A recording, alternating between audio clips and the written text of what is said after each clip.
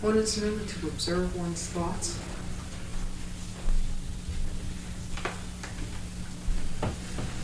The question that has just been asked is one merely to observe one's thoughts? Actually, during these 2 rounds of sitting, were you counting? Inhalation, exhalation? And you observed that there were thoughts? Sometimes. How was it with the counting? One number came after the other. That's about it. Didn't lose count? Pardon? You didn't lose count or ended up with 15, 16, 50, 60? Not too much. No. So the counting can take place, as you say, one number follows the other. Are you meaning by that rather mechanically? And yet there are thoughts in the mind. Mm-hmm. What is the background? The counting and the thoughts are sort of what occupies the mind, or is the counting there quite clearly and the thoughts are sort of in the background?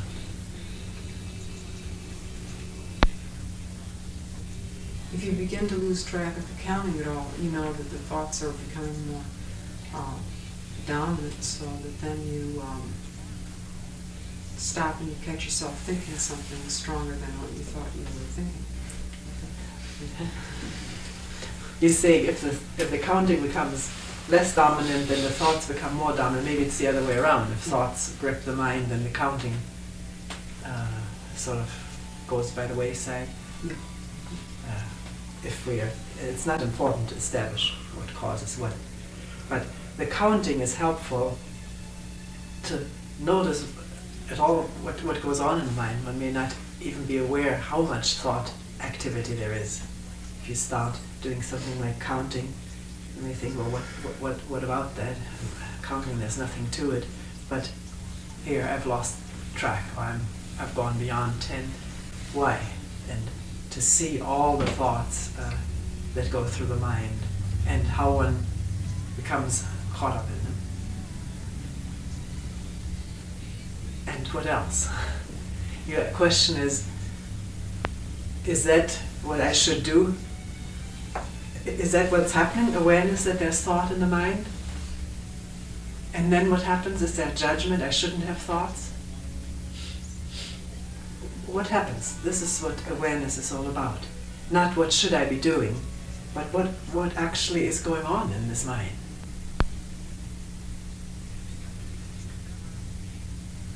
So that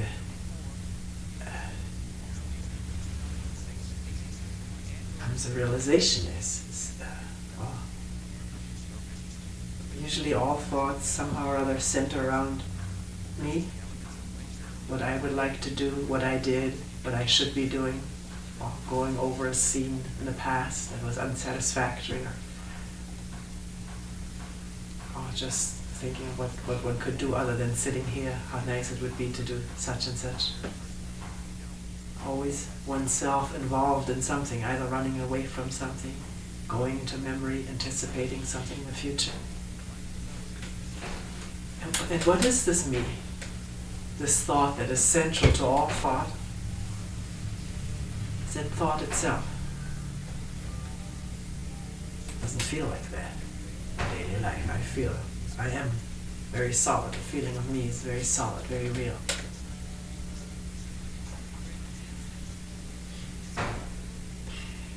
It's not a matter of what one should do. Is there some feeling that is important to understand how the mind works, how we live in images of ourselves and others, and the danger of that, the separation of it? I'm not trying to impose this on you.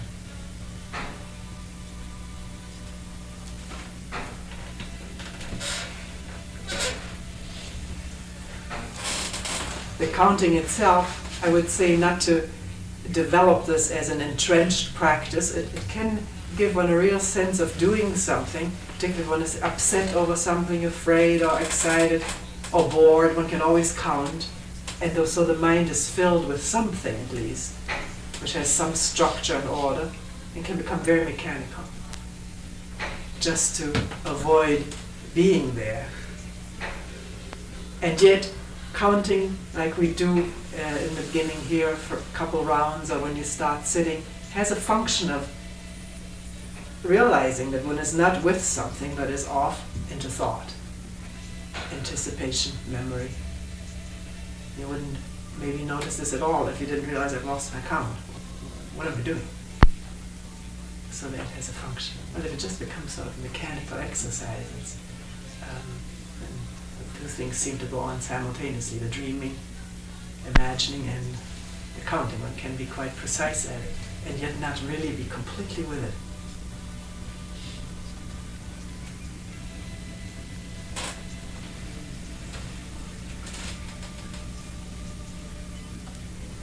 Many times I struggle with drowsiness. The best thing to do is just be aware of that drowsiness and cope with it. You say you struggle with drowsiness. There's a certain state of the mind which you, once you become aware of it, you then call drowsiness. You label it. And with the labeling, quite automatically goes a reaction. I shouldn't be drowsy. Oh, it's too bad I'm drowsy. I don't like to be drowsy. It would be nice if I was energetic in a way. Can that all be observed and dropped in seeing it? That with that one isn't really, what is drowsiness? What is that? If I don't label it, don't react to it, don't think it's right or wrong, good or bad, really an interest, an intense interest. What is this drowsiness if I don't call it that? What is this state of mind? And then not keep repeating the question, it's not necessary, just, huh? And feeling it. Not in terms of memory or what drowsiness has meant in the past. We do think that way, and then we think, I should probably go to bed, I'm probably no good at this. It's all your past ideas. What is it right now? And you may find it's not anything that you've expected to be. It may even stop, turn into something quite lively. Mind may be quite clear all of a sudden or awake.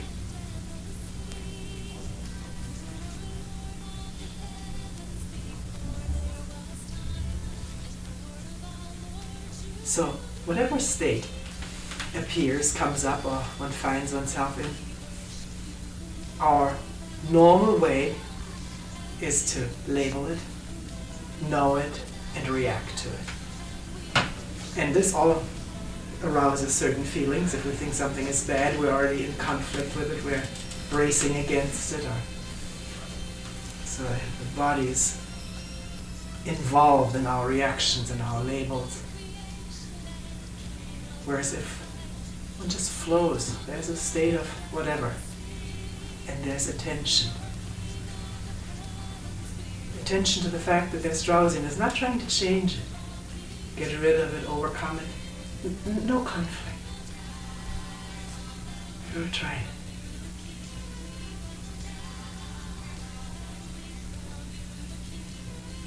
Drowsiness may already be there because there's a conflict that one doesn't want to face. Who knows? But if conflict stops over the state one finds oneself in, maybe it'll open up, reveal itself in some way.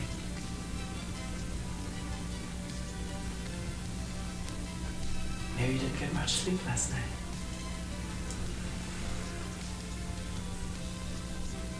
Maybe there's something that was said or a thought quickly came up, maybe unnoticed, something that one doesn't want to face.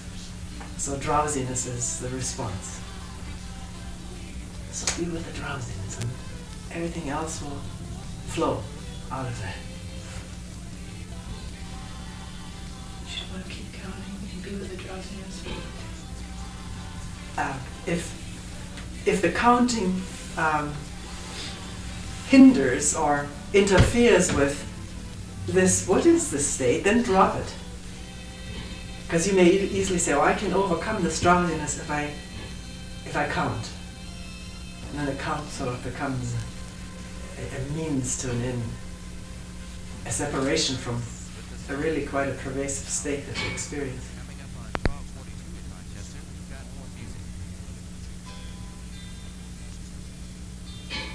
But is it possible that the state of drowsiness and the counting are not two separate things? They're not. It's just drowsy counting. The labeling makes it separate. This is my practice, one says to oneself, and this is my actual state. And with this starts this division between my Zen practice, my spiritual practice or whatever, and this other thing which maybe this practice will help me to get rid of.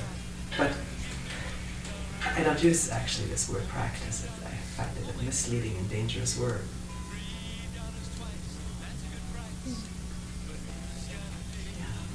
What's happening? What's going on? And listening inwardly.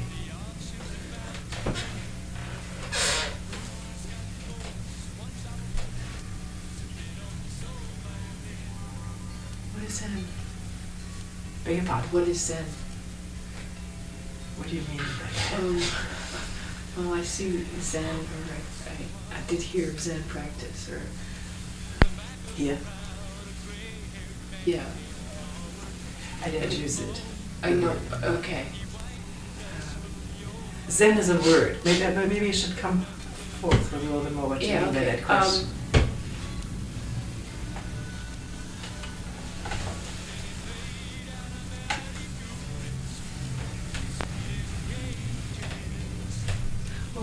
Well, this is the Zen Center. The name of this place is Genesee Valley Zen Center, yes. I explained that we had to have a name Yeah. to give to this place. But we're not affiliated with the Zen tradition of Buddhism, or the Buddhist tradition. And so easily we make a thing out of a word. The word Zen 30 years ago or 30 years ago was not known, but it has attained quite a bit of both prestige and the opposite too.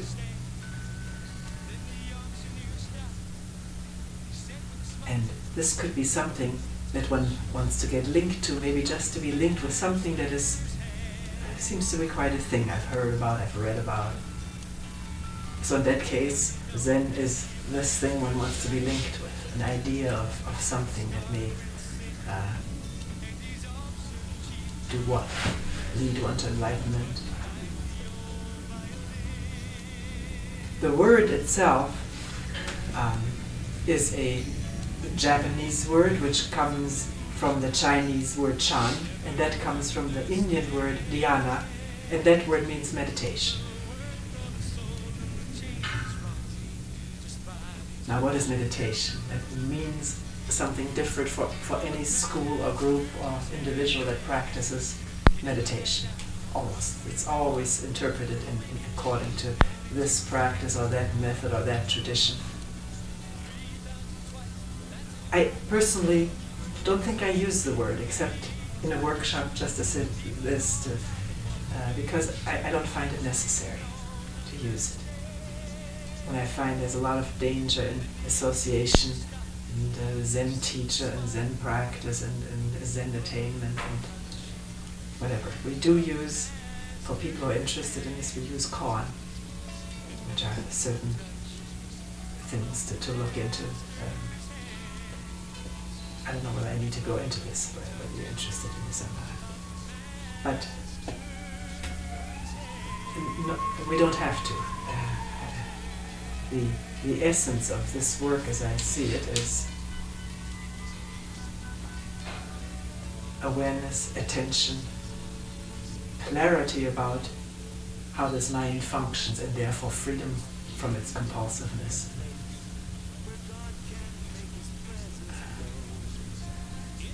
Its inevitability of reactions and counter-reaction, which brings so much sorrow and unfortune to human beings, and prevents love, compassion.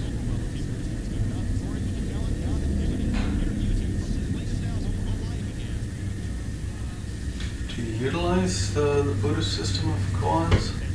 The koans that come from the Buddhist tradition? Yes, we do. Why do you call it a Buddhist system? Some of these I guess what I meant stories, is things are their found. origin, their historical origin. Yes, we do. If you come tomorrow, you're all invited to come for the talk tomorrow morning, which starts at 9:15. 9. Oh. I'm going to check. It's been The a while sitting since I've starts been at here on 8. Sunday. You're all invited to come to the sitting. There's an hour sitting from 8 to about 10 to 9. It's 50 minutes, and then there's 10 minutes of walking, and around 9 or so there will be a talk. And the topic of that talk will be a koan.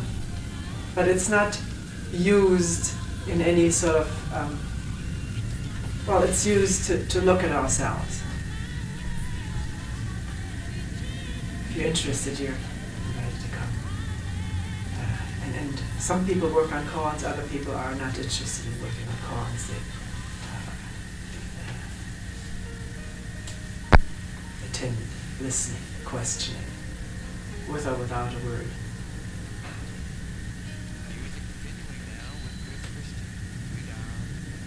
It is for this reason and other reasons, the round cushions, the bell, that we felt that the word Zen fitted the name better than any that we could come up with at the time. In other words, as sort of giving a credit to where we took these things from. But there's no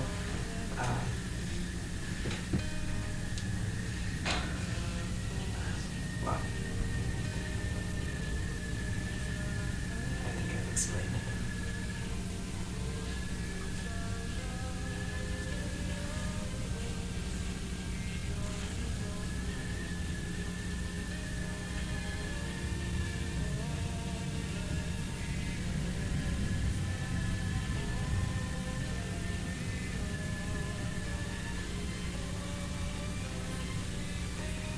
Somebody asked this morning about what is my responsibility or my social responsibility. I think you were trying to say something that I may not have entered into completely in saying. You were trying to say something about personal responsibility. I don't know whether you remember this morning. That was I know you were talking about social responsibility. You were saying, well, there's something personal about responsibility which is learned. I don't mean that you need to recall this right now if it's not a problem. Something occurred to me to say about this. Or did you want to say something first? no. And to sort of reach out a little bit wider first. I don't know whether I mentioned this morning the fact that human beings are not separate from each other. This is not a lofty philosophy. It could be, but I don't mean it that way. It is a fact that human beings are not separate from each other. If we observe this and have observed that one human being affects at least what one observes everybody around one, one's wife, children, a neighbor, people one works with, one affects each other. I think that's quite clear. But it's not limited to a small location. What happens in one country affects human beings all over the globe.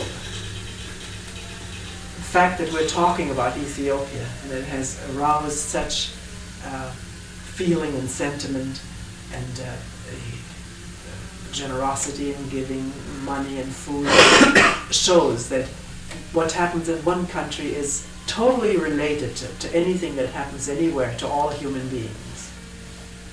It's like dropping a grain of sand into a lake, to a large lake.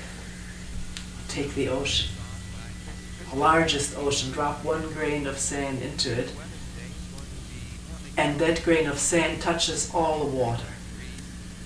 It is so. Water touches all the sky and all the earth. So just as one grain or one little stone dropping into the water touches all the water. So what is done by one human being touches all human beings. Because we are inevitably all interrelated in one way or another. We spoke about the fact that beneath the surface of personal idiosyncrasies, one's personal makeup, racial and physical, and one's culture that one has grown up in, the milieu of one's family, the climate, whatever. Apart from these unique individual differences, which nonetheless we all have unique individual differences. Fundamentally, basically, we all share this human mind with its sense of self, with its fears, its need for love, protection, security, its hopes, its beliefs, its escapes. That human mind exists everywhere, north, east, west, or south.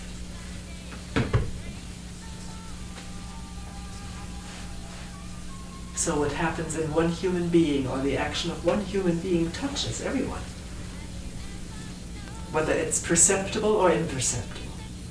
I'm not talking magically here or mystically. It is so. It is observable.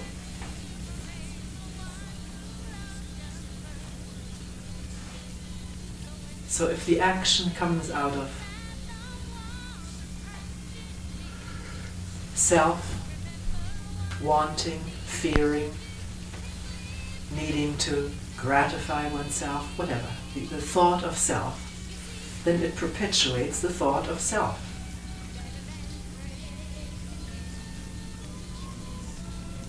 As it touches other human beings. If it comes out of no self, meaning attention, clarity, not asking for anything in return, just out of seeing, without wanting, then it is an action of caring. Caring, an action of affection, love, compassion.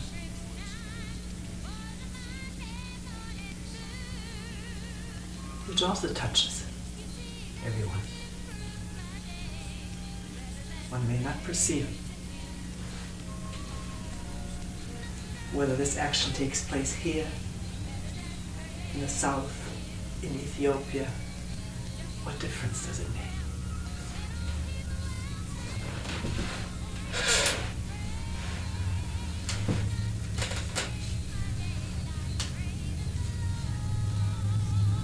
Does that happen?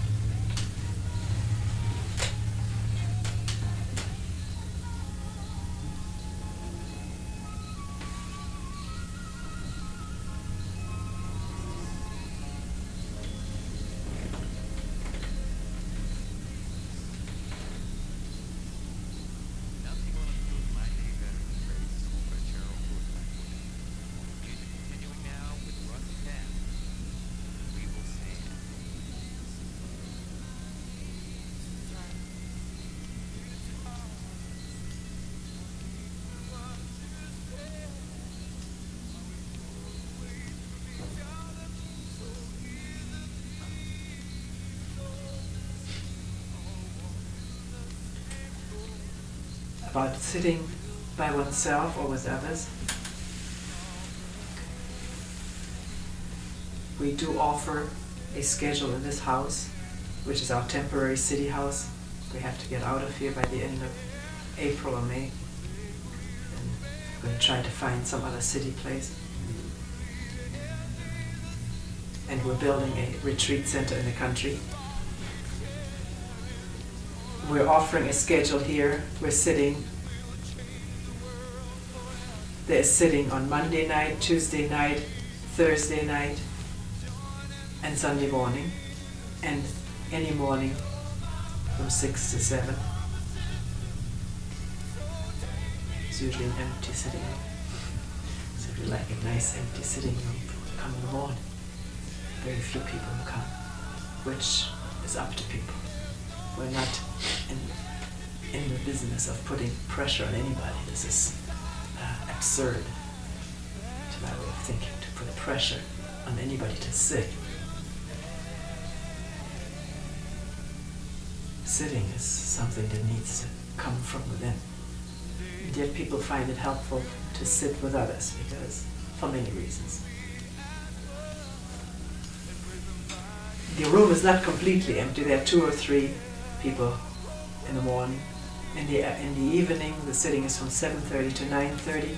Also on those 3 evenings, Monday, Tuesday, and Thursday, people can meet with me privately. You make appointments for that. Actually, if you're interested in doing that and interested in coming here, there's such a thing as membership to support our expenses for doing this kind of thing. But you can come a few times or without considering membership at all. We're not out to get members, but for you to see whether this is something you need to do here and work with this person here. You can also call up and make an appointment to see me in the office, and we're not quite as restricted in time as we are in the evening when there are several people meeting, not together, it's individual, but in a 2-hour span of time. As for sitting alone, if you have a quiet corner someplace in your house or apartment, not clutter, if possible, well, that's up to you. If clutter isn't disturbing, it's up to each one. And to sit, mornings is a very good time. There's very little traffic yet. There's something about the morning that is new. Something slowly with the hubbub, calls, people, cars, starts up. It's good to sit at night, maybe to look at what happened during the day and, if possible, drop it. Be done with it, not carry it over from day after day after day. Or just to sit where nothing comes up for whatever time one sets for oneself. Attending to the breathing, oh, this is what I meant to say. Drop the counting as soon as it has fulfilled its function of bringing some awareness of what goes on in the mind, and then just to observe the breathing, experience it as it happens without counting it. If you've counted for years, then it's very difficult to drop that. It becomes such a mechanical, like a record that is playing on and on and on. But just to observe the breathing, not exclusively, but because it's there, it's almost the closest thing to observe. A very vital function. To observe it without calling it breathing or knowing what it is, and therefore just being that. Full of awareness.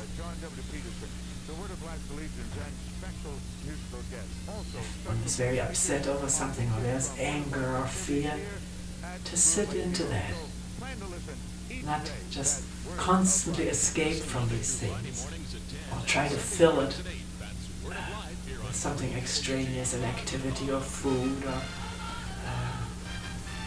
distracting oneself, but at times just to sit into fear or pain or loneliness, wondering what it is, just like wondering what drowsiness is. Whether one can come to the bottom of it, whatever that may be, not even have a goal. Just, what is it? And sit with it without any separation, no intention to overcome it or get rid of it. Then this is our usual way of attacking things. I do this in order to get rid of it, which means I can't really be with it. I'm already half concerned with the result.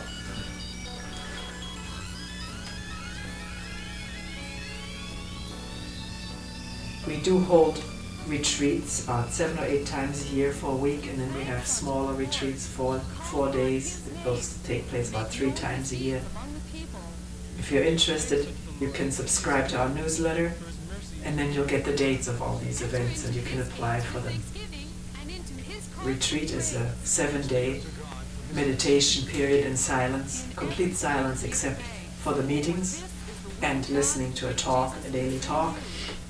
One does not have to attend sittings. It's optional whether one sits or goes for walks or rests.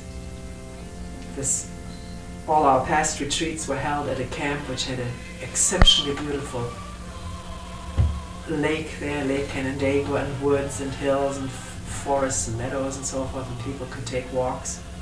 The new retreat center is built on 284 acres, which we haven't paid for yet.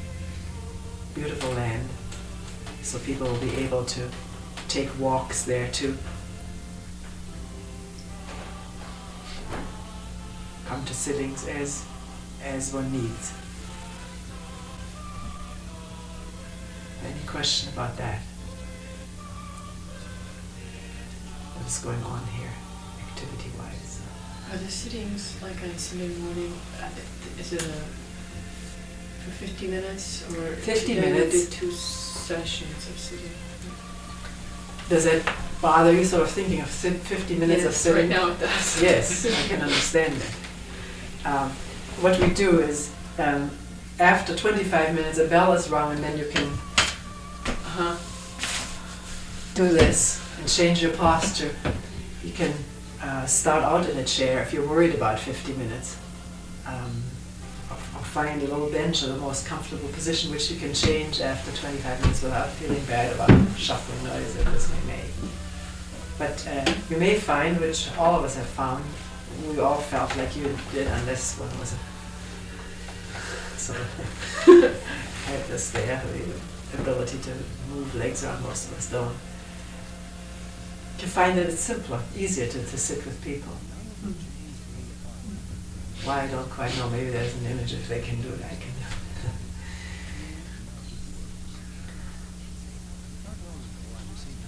it. If you find after 25 minutes that you can't continue sitting, you can leave the sitting area and maybe ahead of time set yourself up a chair out here. There are always some chairs standing around out there, and you just open it up and sit on that. So don't let that keep you from coming. Then there'll be 10 minutes of walking, and then there'll be a talk. About an hour, 15 minutes usually is the time.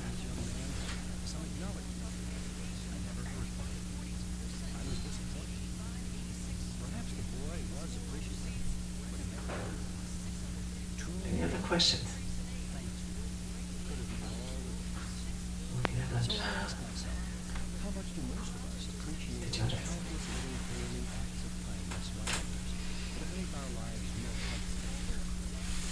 Did you want to say something? Just that.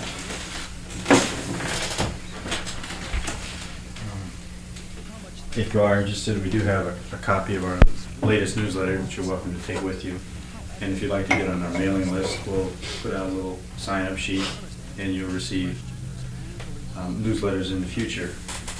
And if you are interested in coming to the talk tomorrow, if you can get here just a little bit early. If you're going to come to the sitting, it'd be nice if you could arrive about, say, 10 minutes early, just so we can do any other introduction to the place that you might need, show you where the other bathrooms are, or whatever. Or if you'd like to come just for the talk, if you could get here, it would be helpful during the walking period, which is, say, from 10 of 9 until about 9 o'clock.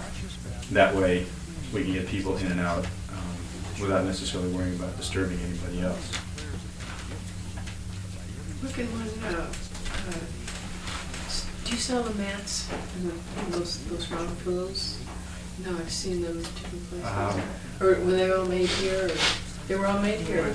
We made all ours when we set the place up, and yes, I've just been informed that we will take orders, but I can't guarantee that we'll be very quick about them, because we don't right now have the things set up to do them fairly quickly. But yeah, we can, if you're really interested in that, and cushion or cushions, we can work that out. So let me check and see if the kitchen is ready for it.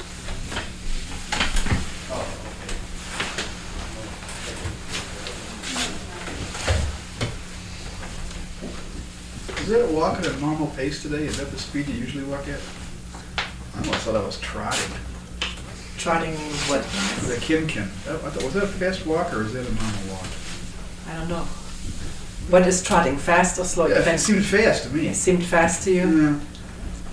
Probably tomorrow when there are lots of people you'll find it's anything but trotting. You might wonder, my God, don't they get going here? Depends how many people are there. We have no particular speed now. I don't know. Was this a normal pace at which we walked today? This gentleman fellow was kind of Felt a little fast. quick. Oh. Quick, yeah. I think for this size group, yeah, it might have been what we normally do. As the room fills up, it inevitably gets slower. So Was it disturbing to you to be? Well, yeah, to me, it just, got up and wandered around. I just stayed sitting. I could, it was nice to get up and wander around, but I couldn't figure out what the purpose of it was. It was Why too. didn't you ask? It was so Why don't we fast. talk There about wasn't any concentration involved. Why not? I mean, what does slowness? Is a concentration necessarily good with slowness? Yeah, to me, well, I like it a little slower, more casual. This is more like a brisk walk to the country or something. That's what it felt like, just off the top of my head. And you felt because of that your mind wandered. Did it partly wander in Well, yeah, I reaction had to to the keep telling walk? myself, let's go, instead of just wandering at my own pace and watching everybody else bumping behind me, Which is itself worthy of observation, one's reactions to it. I wish it was faster in a comparison. Have you done slow walking? Well, I've done it a couple times. I was never enthused with it before either. No, actually, one of the purposes, when we talk about purposes, that you can't sit for. Most people have a hard time sitting, and you get your knees start hurting, your legs fall asleep, and to walk is a different kind of activity. But it doesn't mean that is then all attention goes out the window. It doesn't matter whether you run, walk, or fast or slow. Why can't there be attention? And I'm not saying there should be, but why does it have to do with speed? But if one feels, oh, this is much too fast or much too slow, then there's already a reaction which sets one going to think and to react, or one is in opposition to it. And the mind is occupied with that. There are places in India, or I guess also in Japanese Zen, where it's almost like an exercise in balancing. So slowly is one foot set before the other, so that there be more and more attention. But attention, as far as I can tell, has nothing to do with the speed at which one moves. It's either there or it's not there. Either there's attention of slow movement, or attention of medium-sized movement, or fast movement. Yeah, but when you get into meditation, doesn't your breathing and all those rhythms slow down and you get into a certain state? And then all of a sudden you jump up and start running around. Is that what we did? Well, that's not what you did, but I mean, that's the effect I was getting. I was moving too fast. All that relaxation, that intensity I got to the meditation, when I got up and started doing the kin went out the window.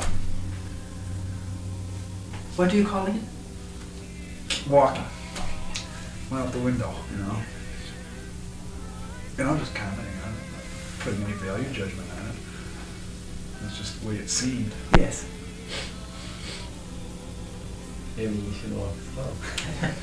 Actually, if you had walked slow, of course you probably didn't want to be sort of on. But if you had walked slow, people behind you would have walked slow too. I don't think anybody would have passed you. Alright. Maybe like sometimes I go like during the break I go somewhere else because I like to walk slow. Very slow. Yeah, and people do that at And retreat. so I just know that I have a different path. Yes. Now here, of course, you don't know the house, and we were using pretty much the whole walking area. But if you know the place, and people did it out at the camp, they went on the deck and walked up and down. Some people feel they need fresh air. It's too stuffy. But it's true. Sometimes people walk on the deck, do walk very slowly. Some people have to go out and walk very briskly. But it does not mean that this one is attention and the other is lack of it. It can be, but these are not two cause and effect things. Uh-huh. But observe it for yourself. Yeah. Sorry about that. I'm complaining. It's okay. Is lunch ready? Lunch is ready.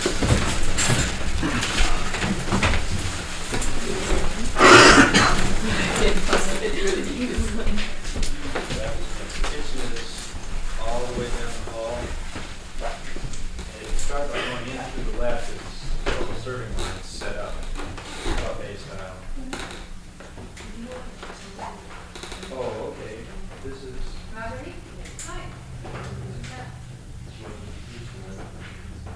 Yeah, yeah, we'll clean up. Put up, set up the sitting room, so okay.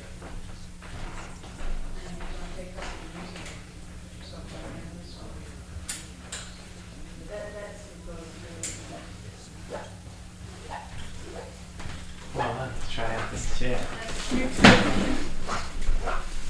It's not good too. But then when I get old, maybe I can get one. When you get old, Yeah. I'll wait till then. Because I don't have arthritis. I don't have arthritis. You sit in those and you know they're unhealthy, right? So That's true. why wait till you get old? No, I wait till I get older. That's tough. Yeah, these are much better. I thought sometimes it was getting my mom one. She probably wouldn't use it. Yeah, she wouldn't You make it. yourself, you are to yourself.